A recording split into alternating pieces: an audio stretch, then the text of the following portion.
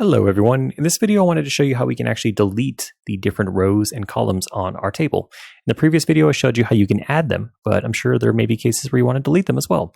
So there's a few different ways you can do this. So let's just actually go ahead and highlight this section over here, or this row, and then what we're going to do is we're going to hit the delete key on our keyboard. Now you can see what it did is it just deleted all of the different data that was in these different cells for this row. But now if we want to actually delete this entire row, there's another way we could do this too.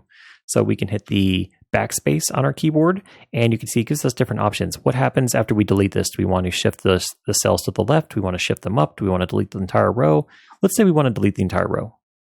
Okay, so now it's gone. So let's go ahead and bring it back, and let's actually do it a different way.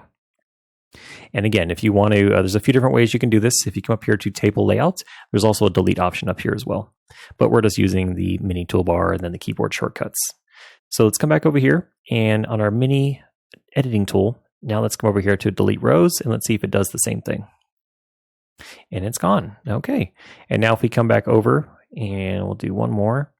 If we do delete cells, it's the same result as if we had pressed the backspace. So now we decide, do we want to shift all the cells to the left? Do we want to shift them up, delete the entire row, etc. So now what we can do is we can actually delete an entire column. So let's actually do the same thing. Let's go ahead and highlight those, and then we'll do delete. And now we can go ahead and decide delete columns, and now it's gone.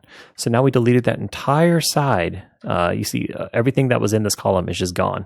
Let's actually try this. Let's see, let's just select supervisor, and we'll do delete. And let's see if we do delete column, what happens?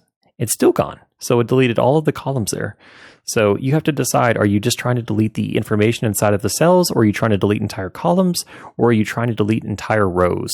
So that's a kind of a quick tutorial how you can actually delete information from your table on Microsoft Word.